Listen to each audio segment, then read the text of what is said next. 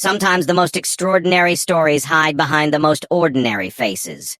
In a world where first impressions shape everything and uniforms define worth, one woman carried secrets that would silence every whisper, challenge every assumption, and prove that heroes don't always announce themselves with fanfare. What happens when those who judge the book by its cover discover they've been staring at a legend all along?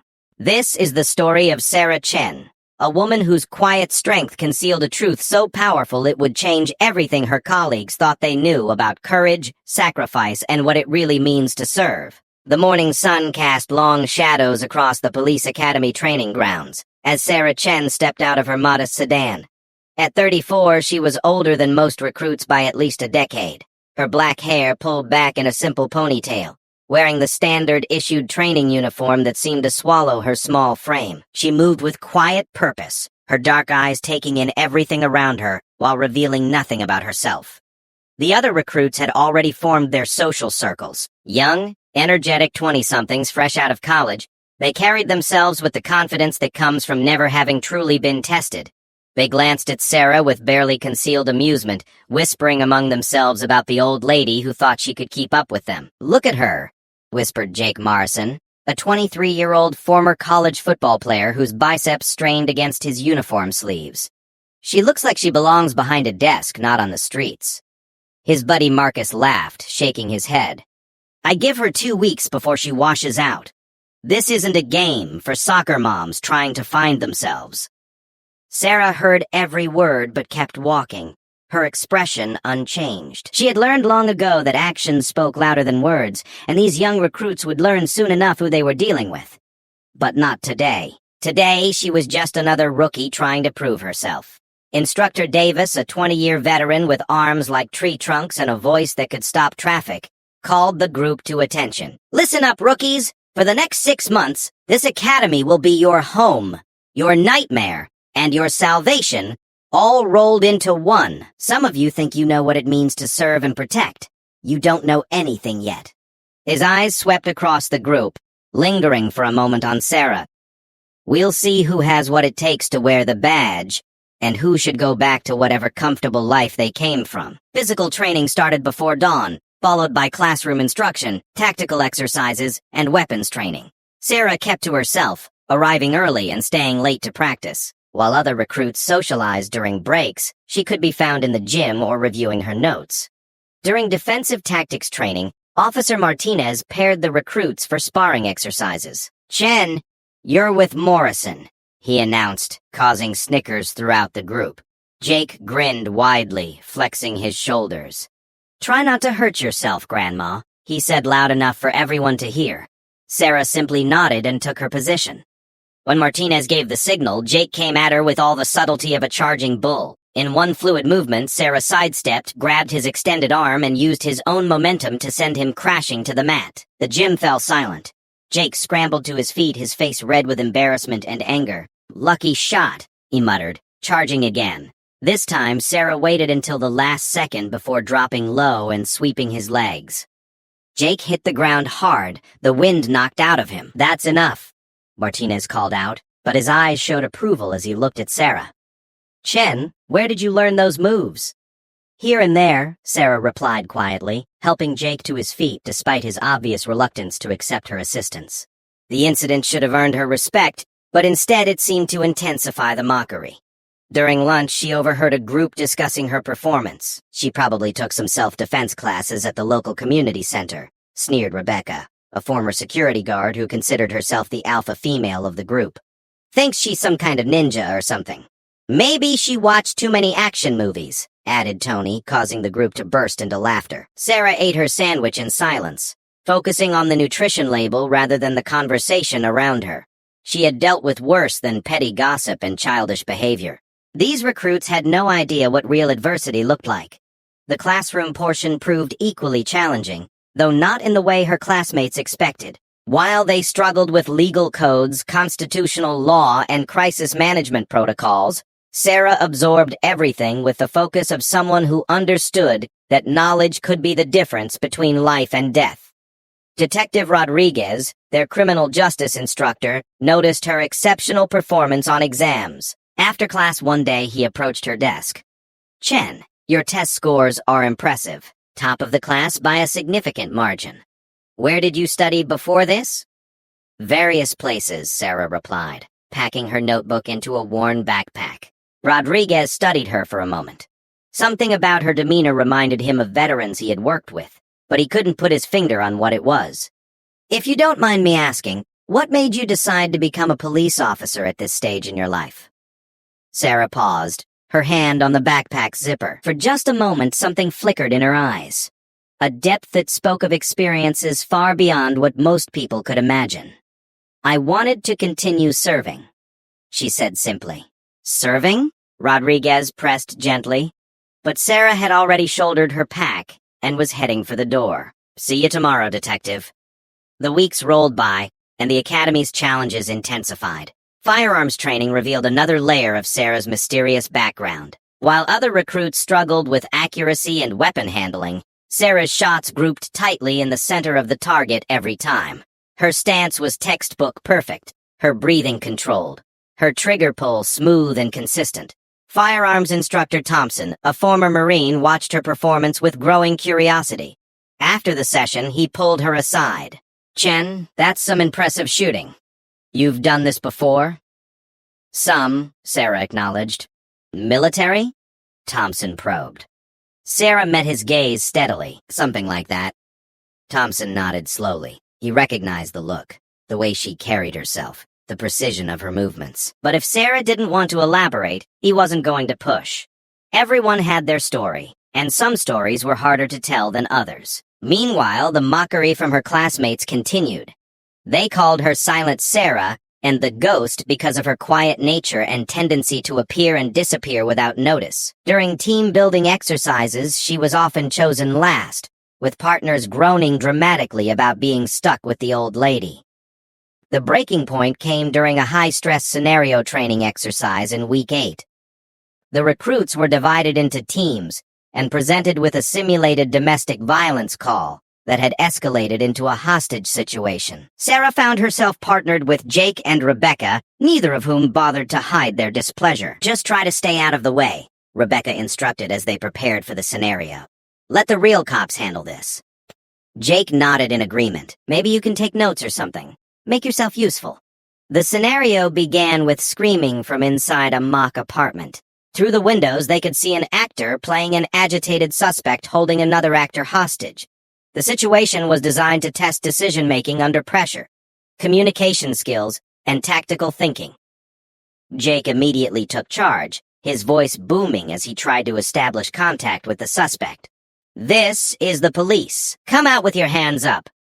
His aggressive approach only seemed to agitate the suspect further.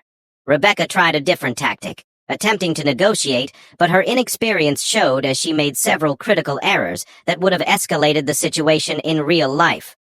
Sarah watched silently from her position, noting the tactical mistakes, the poor positioning, the failure to establish proper communication protocols. When the scenario reached a critical point and the suspect threatened to harm the hostage, Sarah finally spoke. Jake, Rebecca, step back. Let me try. They both turned to her with expressions of disbelief. Are you kidding me? Jake scoffed. This isn't the time for... Step back, Sarah repeated, her voice carrying an authority that neither of them had heard before. Something in her tone made them comply, almost involuntarily. Sarah moved forward, her entire demeanor shifting. The quiet, unassuming woman they had been mocking for weeks was gone, replaced by someone who radiated calm confidence and absolute control. Sir, my name is Sarah, she called out in a clear, steady voice. I can see you're upset, and I want to help. Can you tell me what's going on? Her approach was completely different from her teammates. No demands, no threats, just genuine concern and a willingness to listen. She positioned herself strategically, maintaining visual contact while staying in cover, her body language non-threatening but ready. The actor playing the suspect, who was supposed to become increasingly agitated according to the script, found himself responding to Sarah's calm presence. She spoke to him like a human being, acknowledging his frustration while slowly de-escalating the situation. I understand you're in pain, she continued, but hurting someone else won't fix what's wrong. Let's talk about what you really need. For 20 minutes, Sarah worked the scenario with the skill of a seasoned negotiator. She established rapport, identified the underlying issues, and gradually convinced the suspect to release the hostage and surrender peacefully.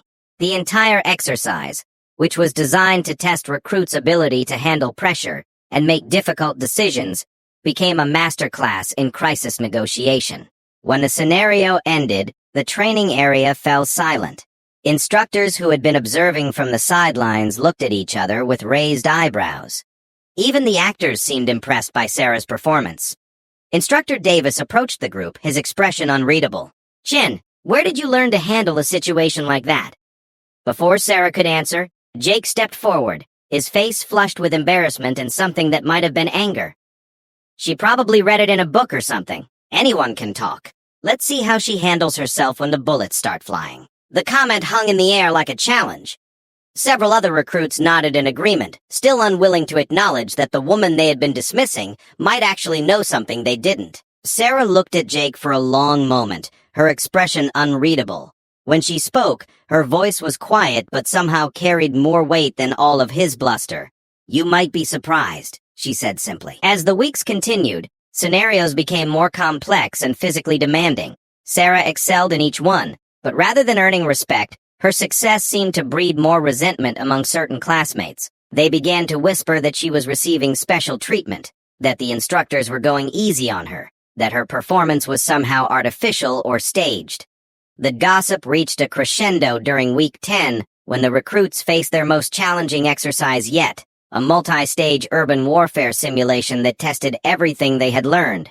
Teams would navigate through a mock city environment, dealing with multiple threats, making split-second decisions, and demonstrating their ability to work under extreme pressure. Sarah was assigned to a team with some of the Academy's most vocal critics. As they prepared for the exercise, she could hear them discussing strategy and making it clear that they expected her to be a liability. "Just don't get in our way," Marcus warned. "This is serious stuff, not a game." Sarah nodded quietly, checking her equipment with the methodical precision of someone who had done this many times before. Her teammates mistook her thorough preparation for nervousness, exchanging knowing looks that suggested they were already planning to carry her through the exercise. They had no idea what was coming. The simulation began at dawn, with teams entering the urban environment from different points. Sarah's team moved cautiously through the maze of buildings and alleyways, encountering their first scenario within minutes. A simulated active shooter situation in a school environment. While her teammates hesitated, trying to remember their training, Sarah was already moving. She assessed the tactical situation in seconds, identified the optimal approach routes, and began coordinating their response with the calm efficiency of someone who had faced real threats in real situations. "Marcus, take position at the north entrance. Tony, watch the rear exit. I'll go in through the main corridor," she instructed. "Wait. Who put you in charge?" Marcus protested. Sarah was already moving, her weapon ready, her movements fluid and purposeful. "Someone who knows what they're doing," she called back. What happened next would be talked about at the Academy for years to come. Sarah cleared the building with textbook precision, neutralizing threats, securing civilians, and coordinating with her team through a series of complex scenarios that left even the instructors shaking their heads in amazement. By the time the exercise concluded, word had spread throughout the Academy. Groups of instructors and recruits gathered around the debriefing area, all wanting to hear about the performance of the quiet woman who had just demonstrated skills that surpassed those of seasoned officers. But Sarah remained as enigmatic as ever. When questioned about her background, her training, her obvious experience with tactical operations, she simply smiled and deflected. "Good training program here," she would say, or, "I've always been a quick learner." Her classmates were no longer laughing. The mockery had been replaced by confused respect and burning curiosity. Who was this woman who could outshoot marksmen, outfight athletes, and outthink trained professionals while maintaining the humble demeanor of someone just trying to get by? The answer would come soon enough, but not in the way anyone expected. As graduation approached and final evaluations began, Sarah Chen continued to be an enigma wrapped in a mystery. Her scores were perfect, her performance flawless, but her past remained locked away behind those dark, knowing eyes. Little did her classmates know that they were about to discover the truth about their quiet, unassuming colleague, and when they did, it would change everything they thought they knew about heroism, sacrifice, and what it really meant to serve others before yourself. The stage was set for a revelation that would silence every whisper, answer every question, and prove once and for all that sometimes the most extraordinary people are hiding in plain sight, waiting for the right moment to reveal who they really are. 3 months into the academy training, the questions about Sarah Chen had begun to consume her classmates. Her perfect scores, flawless tactical performance, and mysterious background had transformed the initial mockery into burning curiosity mixed with grudging respect. But Sarah herself remained as enigmatic as ever, arriving each morning with the same quiet determination and leaving each evening without explanation. The first crack in her carefully constructed facade came during a routine background check review session. Detective Rodriguez was going through final paperwork for graduating recruits when he noticed something unusual in Sarah's file. Her employment history showed a gap of nearly 8 years, filled only with vague references to federal contractor work and overseas consulting. Rodriguez had been a cop long enough to recognize the signs of someone with a classified background: the careful wording, the non-specific job descriptions, the way certain sections were redacted or missing entirely. It all pointed to government work of a very particular kind. He decided to do some quiet investigating of his own. Meanwhile, the Academy's final month had begun, bringing with it the most challenging scenarios yet. The recruits faced complex multi-day exercises designed to break down their remaining weaknesses and forge them into effective officers. For most of the class, these final weeks were a struggle of endurance and determination. For Sarah, they seemed almost routine. During a particularly difficult night training exercise, the recruits were awakened at 2 a.m. and thrust into a simulation of a terrorist attack on a shopping mall. Multiple hostages, armed suspects, and a ticking clock created an atmosphere of controlled chaos designed to test their ability to perform under extreme stress, while other recruits struggled with the darkness, the confusion, and the pressure. Sarah moved through the scenario like she had been born for it. She cleared rooms with the efficiency of a seasoned SWAT officer, coordinated with other teams using tactical communication protocols that weren't even taught at the academy, and demonstrated a situational awareness that left the instructors wondering where she had learned such advanced skills. Instructor Davis watched her performance through night vision equipment, shaking his head in amazement. "Thompson," he called to his colleague, "come look at this." The firearms instructor joined him, observing as Sarah systematically neutralized threats while protecting civilians.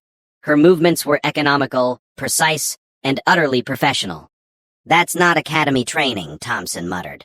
"That's military, and not just any military. That's special operations level stuff." Davis nodded grimly. "The question is, what's someone with that kind of background doing in our little police academy?" Their conversation was interrupted by Jake Morrison's voice over the radio, filled with panic and confusion. "Instructor, we need help. Marcus is down and we're pinned down by 2 suspects in the food court." Sarah's voice cut through the chatter with calm authority. "Jake, this is Sarah. What's your exact position?" "Sarah." Jake's voice cracked with stress. "We're behind the counter at the pizza place, but they've got us surrounded." "I'm 200 meters from your position," Sarah replied. "Keep your heads down. I'm coming to you." What happened next would be replayed in training videos for years to come.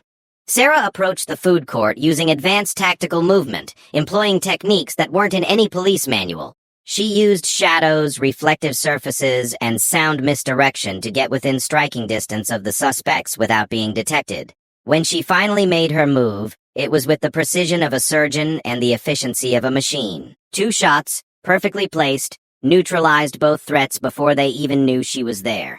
Marcus, who had been playing injured, stared at her in awe. Where did you learn to shoot like that?" he whispered. Sarah helped him to his feet, her expression unreadable. "Practice," she said simply. But Jake, who had been watching the entire sequence unfold, wasn't satisfied with that answer. Something about Sarah's performance had triggered a memory. A news story he had seen years ago about military operations overseas. After the exercise concluded, Jake cornered Rebecca and Tony in the Academy's break room. Guys, I think there's something about Sarah we need to know. What are you talking about? Rebecca asked, still processing her own mediocre performance in the exercise. The way she moved tonight, the things she knew, that wasn't police training. That was military, and not just any military. I'm talking about special forces level stuff. Tony frowned. You think she was in the army or something? I think she was a lot more than or something, Jake replied. I'm going to do some research. While Jake began his amateur investigation, Sarah continued her training as if nothing had happened. But Detective Rodriguez's professional inquiry was yielding more substantial results. His contacts in federal law enforcement had been able to provide some information, though much of it was heavily classified. What he learned made him understand why Sarah Chen was so skilled and why she was so secretive about her past. The breakthrough came from an unexpected source. Rodriguez had reached out to a former colleague who now worked with the FBI's counterterrorism unit. After several phone calls and careful questioning, his friend finally provided a single piece of information that changed everything. I can't tell you much, Rodriguez, but I can tell you this. Sarah Chen was involved in some of the most classified operations this country has ever conducted. If she's working as a police officer now, it's because she chose to step back from a world that most people can't even imagine exists. Rodriguez pressed for more details, but his friend would only add one more cryptic statement. Let's just say that if you looked up the definition of a hero in the dictionary, you might find her picture. Armed with this knowledge, Rodriguez began to see Sarah's behavior in a completely different light. Her reluctance to discuss her past, her exceptional skills, her quiet professionalism, it all made sense if she was transitioning from a classified military career to civilian law enforcement. But he wasn't the only one getting close to the truth. Jake's internet research had led him down a rabbit hole of military news stories and classified operation reports. While he couldn't find specific information about Sarah, he had begun to piece together a timeline that suggested she had been involved in some of the most dangerous and important military operations of the past decade. His investigation took a dramatic turn when he stumbled across a news article from 3 years earlier about a classified mission that had gone wrong in Afghanistan. The article was heavily censored, with most names and details redacted, but it mentioned a female operative who had risked her life to save wounded comrades during a Taliban ambush. The description of the operative's actions, moving under heavy fire, providing medical aid while coordinating evacuation efforts, and ultimately ensuring that no one was left behind, reminded him strikingly of Sarah's performance during Academy scenarios. Jake's obsession with uncovering Sarah's identity was beginning to affect his own training. He spent more time researching than studying, more time speculating than practicing. His scores began to slip, and his focus during exercises became scattered. The situation came to a head during a particularly complex scenario involving a bank robbery with multiple hostages. Jake, distracted by his theories about Sarah's background, made several critical errors that would have resulted in civilian casualties in a real situation. After the exercise, Instructor Davis pulled him aside for a serious conversation. Morrison, your head isn't in the game. What's going on? Jake hesitated, then decided to share his suspicions. Sir, I think Sarah Chen isn't who she claims to be. I think she's hiding something about her military background. Davis studied the young recruit carefully. And why does that matter to you? Because we have a right to know who we're training with. If she's some kind of secret agent or special forces operator, shouldn't we know about it? Davis was quiet for a long moment, considering his response. Finally, he spoke with the weight of experience behind his words. Morrison, let me give you some advice. Everyone who comes through this academy has a story. Some people ran from their past, some people are trying to build a new future, and some people are continuing a mission they started somewhere else. What matters isn't where someone came from, it's who they are right now and whether they can do the job. Jake wanted to argue, but something in Davis's tone discouraged further discussion. Focus on your own training, Davis continued. Graduation is 3 weeks away, and at the rate you're going, you might not make it. The warning hit Jake like a cold slap. He had been so focused on solving the mystery of Sarah Chen that he had lost sight of his own goals and responsibilities. Meanwhile, Sarah continued to excel in every aspect of training, seemingly unaware of the speculation swirling around her. But those who knew how to look could see subtle signs that she was not as unaffected as she appeared. During one particularly difficult day of physical training, she had pushed herself harder than usual, as if trying to outrun something that couldn't be left behind. Her jaw was set with determination, and there was a tightness around her eyes that suggested she was fighting battles that had nothing to do with the Academy's challenges. Dr. Williams, the Academy's counselor, had been observing Sarah for weeks. As a former military psychologist, she recognized the signs of someone carrying invisible wounds, the hypervigilance, the controlled emotions, the way Sarah seemed to be constantly scanning her environment. These were characteristics she had seen in countless veterans transitioning back to civilian life. After a particularly intense scenario involving simulated casualties, Dr. Williams approached Sarah privately. "How are you handling the transition?" she asked gently. Sarah looked up from cleaning her equipment, her expression carefully neutral. "What transition? From whatever you did before to this. I've worked with a lot of people making similar changes in their lives. It's not always easy." For just a moment, Sarah's composure cracked. A flash of something, pain, regret, exhaustion, flickered across her features before disappearing behind her usual mask of quiet professionalism. "I'm fine," she said, but her voice carried a weight that suggested otherwise. Williams nodded, recognizing the response of someone who had been trained to never show weakness, never admit to struggling, never ask for help. "If you ever want to talk, my door is always open," she offered. "Sometimes it helps to have someone who understands." Sarah finished packing her gear and stood up, shouldering her bag with practiced efficiency. "Thank you, but I'm really okay."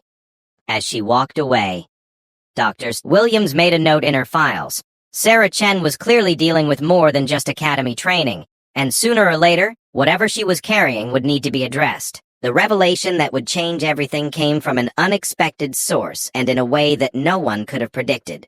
During the Academy's annual awards ceremony, a mid-program event designed to recognize outstanding performance and boost morale, families and friends were invited to watch demonstrations and meet with recruits. For most students, it was a proud moment to show off their progress and introduce their loved ones to their new career path.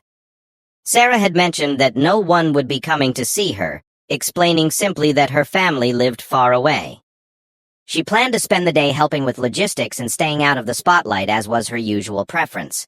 But Detective Rodriguez had made a decision that would change everything. Using his contacts and the limited information he had gathered about Sarah's background, he had reached out to someone from her past, someone who could provide context for her remarkable skills and mysterious behavior. The person who walked into the academy that day was not what anyone expected. Master Sergeant Patricia Pat Johnson was a career military officer, a woman whose bearing and presence commanded immediate respect. She moved with the confidence of someone who had seen combat, made life-and-death decisions, and earned her authority through years of service and sacrifice. She asked to speak with Detective Rodriguez privately, and their conversation would set in motion the events that would finally reveal the truth about Sarah Chen. "I understand you have questions about Sergeant Chen," Patricia began, using a rank that made Rodriguez's eyes widen. "Sergeant," he repeated. Patricia smiled grimly. "Among other things, Sarah Chen is one of the most decorated soldiers I've ever had the privilege to serve with.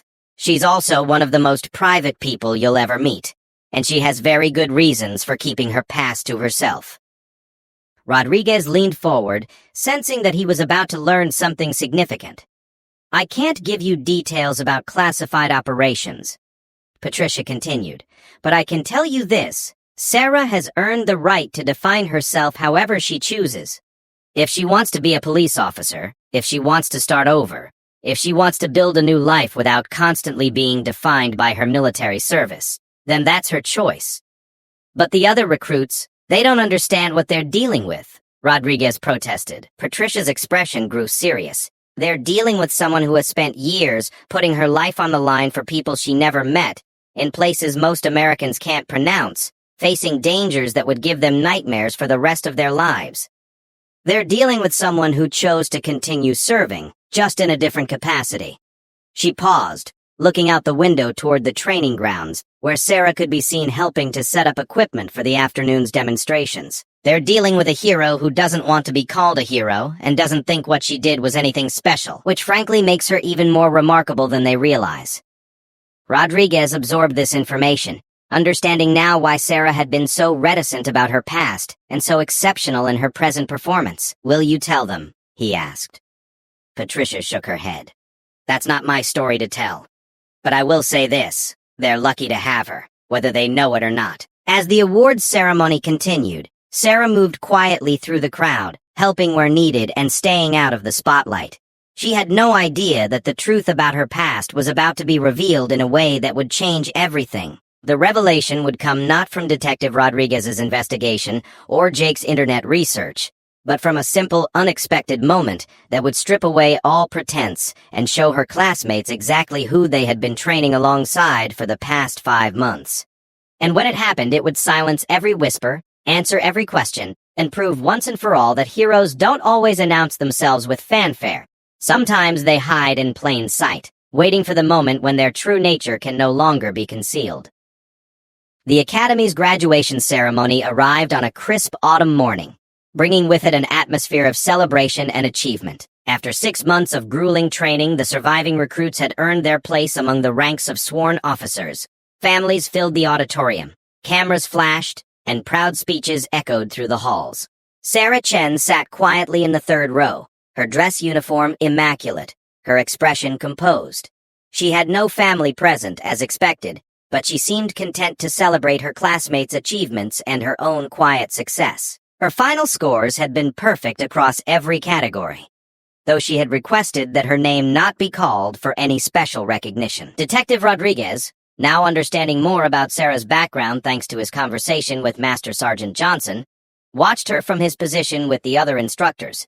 The weight of what he knew made him see her differently, not just as an exceptional recruit, but as someone who had already served her country in ways that most people could never fully comprehend. The ceremony proceeded according to schedule.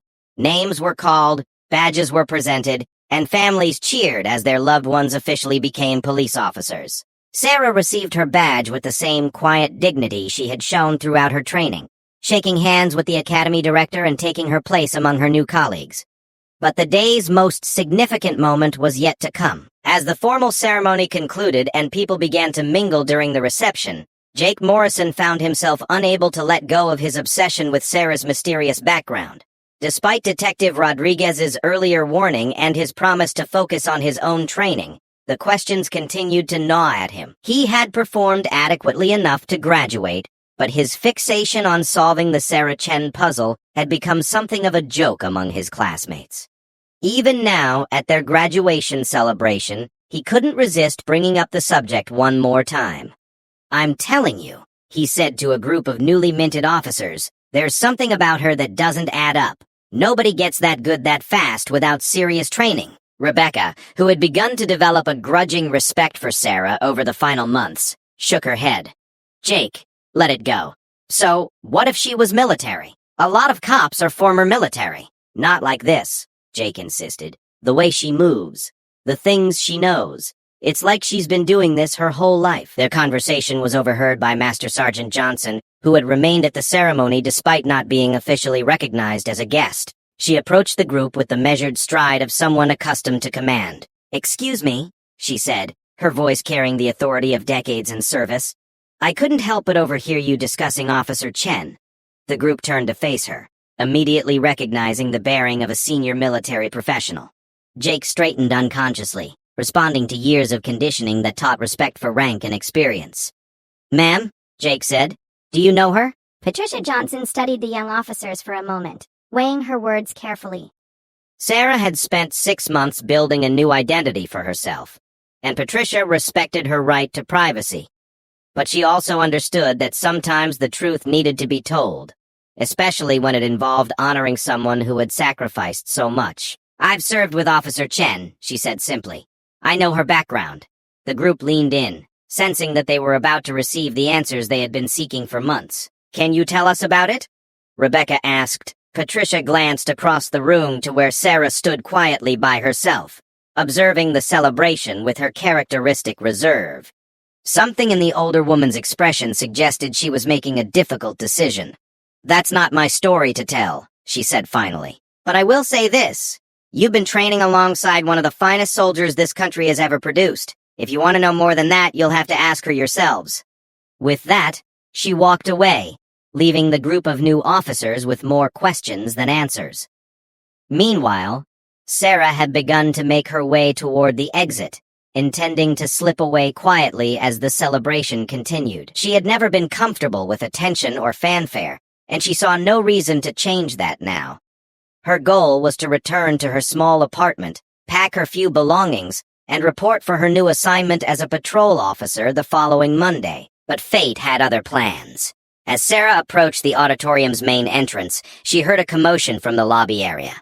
Raised voices, sounds of struggle, and what might have been a scream sent her police instincts into high gear. Without hesitation, she moved toward the disturbance, her hand instinctively checking for the service weapon that was not yet part of her standard equipment. What she found in the lobby was a scene of chaos. A man in his 40s, clearly agitated and possibly under the influence of drugs or alcohol, was holding a young child, someone's grandchild who had attended the ceremony, with one arm while waving what appeared to be a knife with the other. Several people were backing away in terror, while others were frozen in place by fear and uncertainty. "Stay back!" the man shouted, his voice slurred and desperate. "I don't want to hurt anyone, but I will if you don't give me what I need." Security guards were present but seemed uncertain how to proceed without endangering the child. Families were scattered throughout the lobby, some trying to leave, others unsure whether movement might trigger violence. Sarah took in the scene with the trained eye of someone who had faced similar situations in far more dangerous circumstances. She could see the man's level of agitation, assess the threats he posed, and identify potential solutions that others might miss. She could have waited for backup, called for help, or simply evacuated with everyone else. Instead, she did what she had been trained to do for years before ever setting foot in the police academy. She moved to protect innocent life. "Sir," Sarah called out, her voice calm and steady, "my name is Sarah. I can see you're upset. Can you tell me what you need?" The man swung toward her, the knife wavering dangerously close to the child, who was crying quietly. "I need money!" "I need help." Nobody listens, nobody cares. Sarah nodded, taking a small step forward while keeping her hands visible and non-threatening. "I'm listening. I want to understand what's happening with you." Behind her, Sarah could hear people moving, whispers of fear and confusion. She knew that some of her new colleagues were probably calling for backup, which was appropriate. But she also knew that by the time help arrived, this situation could have escalated beyond anyone's ability to control it. "What's your name?" Sarah asked, continuing to approach slowly. "Tommy," the man replied, his voice cracking with emotion. "My name is Tommy, and I lost everything. My job, my house, my family. Nobody will help me." That must be terrifying, Tommy," Sarah said, genuine empathy in her voice. "Losing everything you care about. But this little girl didn't take those things from you. She's just scared and wants to go home to her family." Jake and several other newly graduated officers watched from a safe distance, recognizing that Sarah was employing the same crisis negotiation techniques they had seen her use in training scenarios. But this was real, with real stakes and real consequences. "Why don't you let her go to her mom, Tommy?" Sarah continued, now close enough that she could see the man's dilated pupils and smell the alcohol on his breath. "Then you and I can talk about how to get you the help you need." "You don't understand," Tommy shouted, but his grip on the child seemed to loosen slightly. "I tried everything. I asked for help, I filled out forms, I waited in lines. Nobody cares about people like me." Sarah was now within arm's reach, close enough to act, but still projecting calm patience. "I care, Tommy. That's why I became a police officer, to help people who are going through the worst moments of their lives. What happened next occurred in the span of seconds, but would be remembered in slow motion by everyone who witnessed it." Tommy's emotional state reached a breaking point, and he made a sudden, erratic movement with the knife while the child squirmed in his other arm. In that instant, Sarah knew that talking was no longer an option. Action was required to prevent tragedy. She moved with the fluid precision that had made her legendary among those who knew her real background.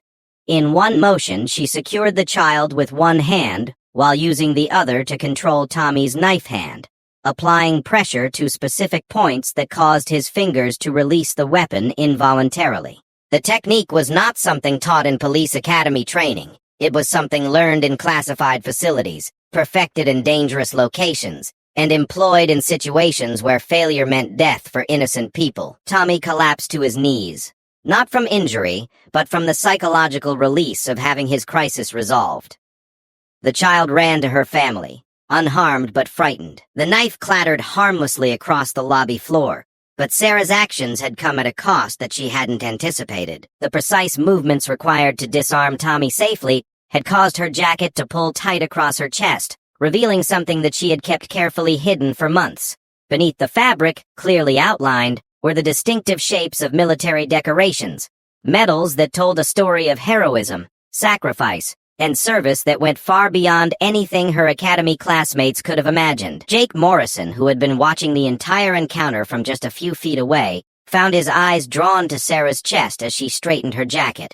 What he saw there made his blood run cold, and his theories about her background suddenly seem inadequate. 5 small, distinctive purple shapes were visible through the fabric, arranged in the precise pattern that indicated multiple awards of the same decoration. Jake had grown up in a military family, and he knew exactly what those shapes represented. Purple hearts. 5 of them. The Purple Heart is awarded to members of the armed forces who are wounded or killed in action against an enemy. It is not a decoration that anyone seeks to earn, and it is not something that can be achieved through training or ambition. It is a medal that comes only through sacrifice, through bleeding for one's country, through surviving encounters that others did not. 1 Purple Heart represents a significant sacrifice. 5 Purple Hearts represent something almost unimaginable. Jake's whispered exclamation was heard by others nearby.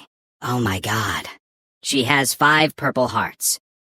The words spread through the group of officers like wildfire. 5 Purple Hearts meant 5 separate instances of being wounded in combat. It meant 5 times that Sarah Chen had been injured while serving her country.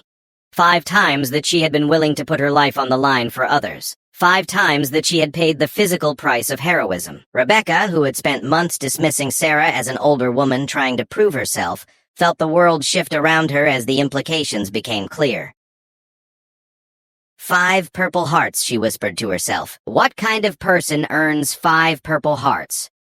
The answer came from Master Sergeant Johnson, who had witnessed the entire incident, and now approached Sarah with an expression that mixed pride, concern, and deep respect. "The kind of person who volunteers for every dangerous mission," she said quietly, her words carrying to the stunned group of new officers.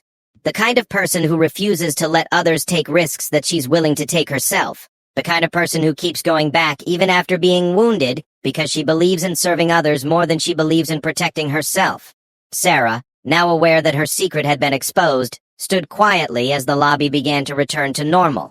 Emergency responders arrived to deal with Tommy, who would receive the mental health assistance he desperately needed. The child was reunited with her family, traumatized but unharmed.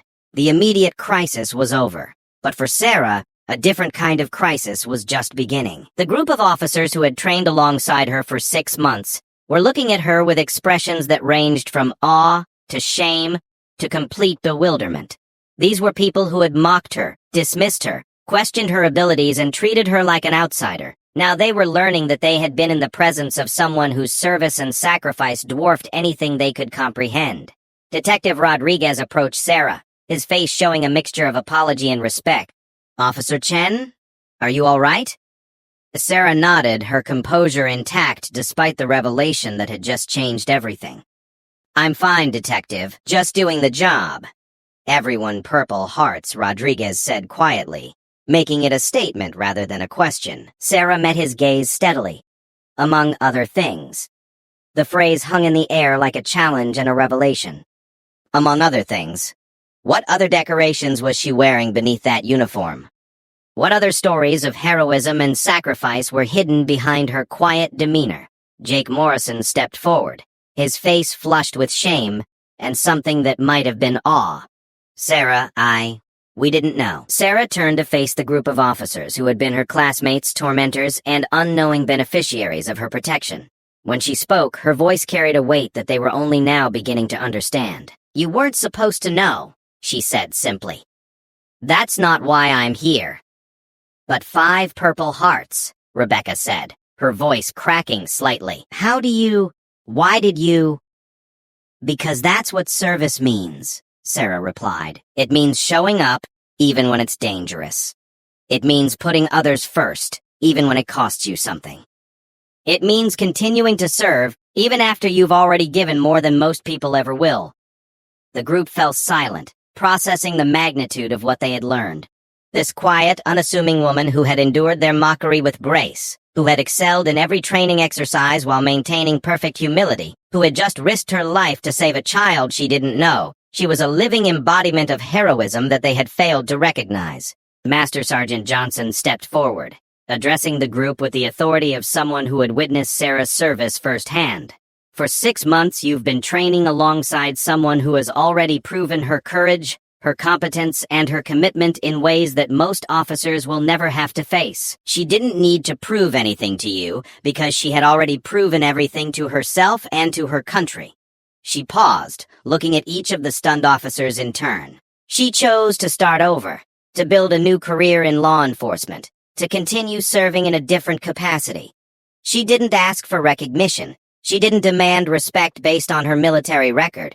And she didn't use her background as an excuse for special treatment. She simply did the work, excelled at the training, and prepared herself to be the best police officer she could be. Sarah had not been pretending to be a rookie.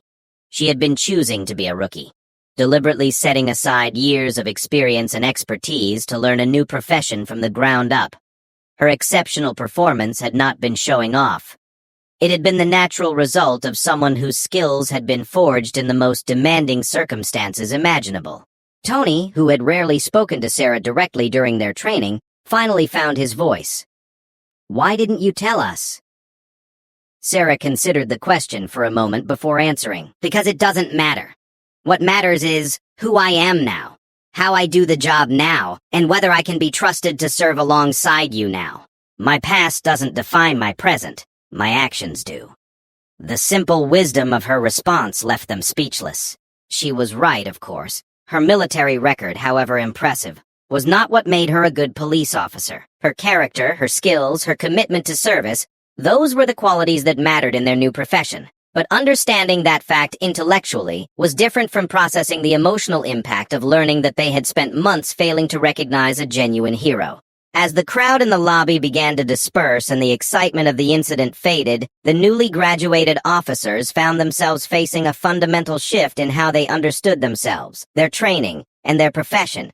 They had begun the academy thinking they knew what it meant to be brave, what it meant to serve, what it meant to make sacrifices for others. They had mocked and dismissed someone who embodied all of those qualities to a degree they could barely comprehend. The revelation of Sarah's 5 purple hearts was more than just discovering her military background. It was a lesson in humility, recognition, and the danger of making assumptions about people based on appearances or first impressions. Sarah Chen had spent 6 months allowing them to underestimate her, while she quietly excelled at everything they threw at her.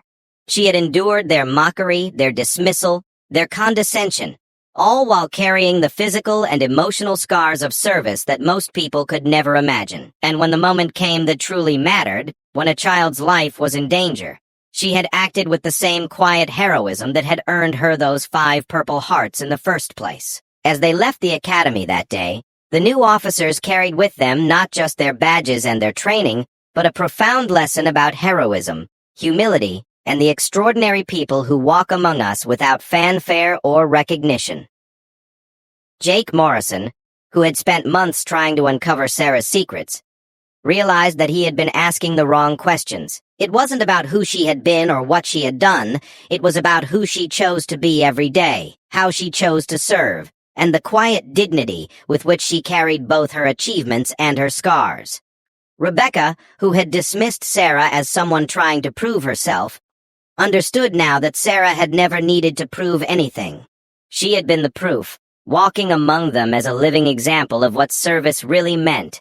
And Detective Rodriguez, who had suspected there was more to Sarah's story, realized that even his investigation had barely scratched the surface of what this remarkable woman had endured and accomplished in service to her country.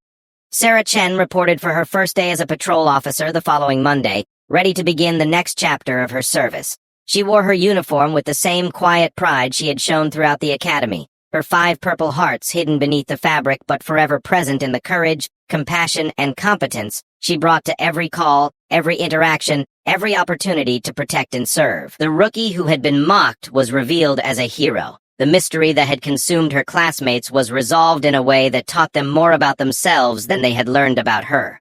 And the woman who had chosen to start over proved that true service is not about recognition or glory. It is about showing up, doing the work, and making the world a little safer for everyone who shares it. In the end, Sarah Chen's story was not just about the heart-stopping reveal of her decorated military past. It was about the ongoing choice to serve others, the quiet heroism of everyday dedication, and the profound truth that extraordinary people are often hiding in plain sight, waiting not for recognition, but for the next opportunity to make a difference.